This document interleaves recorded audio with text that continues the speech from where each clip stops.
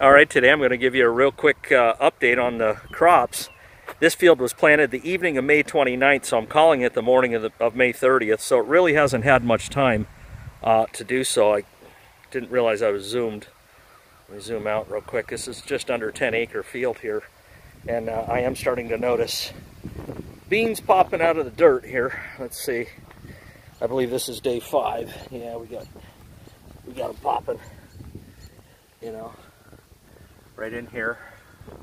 And I'm suspecting by the end of tomorrow, I'll be able to see the rows here in this field.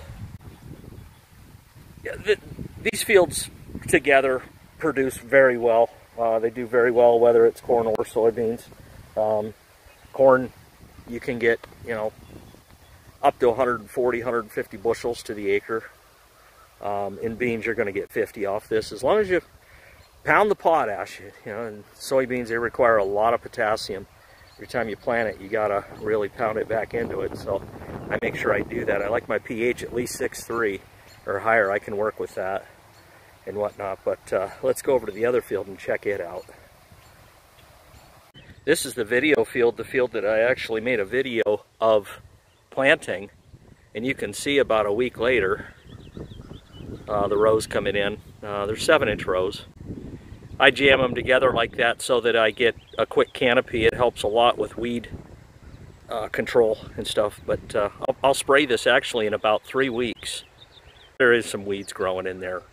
Like that green patch right there, that's not beans, that's that clover. And I absolutely pulverized it. Man, it's just tougher than hell.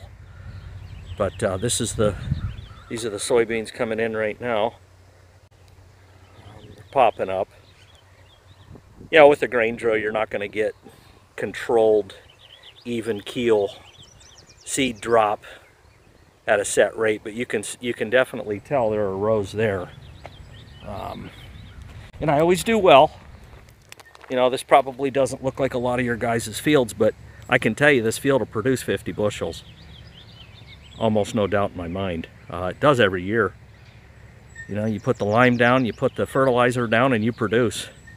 I put about 100 pounds of potash to the acre in this field and stuff. So, but here you can see where I turned around. That is soybeans there coming up. A lot of them. The cool thing about beans, it's not like corn. It won't quite choke itself out as much as corn does. It will, I don't know, it has like a self-weeding process. At least that's what I've kind of noticed over the years. If you have 4 or 5 plants huddled together, 1 or 2 of those will make it, and the other ones won't. We are getting some rain right now. I felt at least 2 or 3 sprinkles hit my head, but I'm pretty satisfied with the way this dropped with that old 510 grain drill.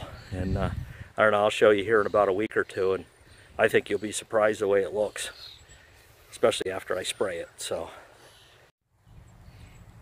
the other thing I want to add is that everybody was talking about earlier this year or the end of last year how crop prices haven't really gone up, but everything else has, fuel and fertilizer and stuff like that. Well, I went to buy my potash. I buy the 0060. I buy it in bags. Now, I've paid anywhere from $11 to $13 a bag for it. This year it was like $9.15 a bag. So I don't know what you guys are paying for it in your area, but I'm just telling you, for me, it you know, fertilizer that I used this year was definitely down, and I mean by a couple of dollars at least. So I was real happy about that. Just wanted to throw that in there.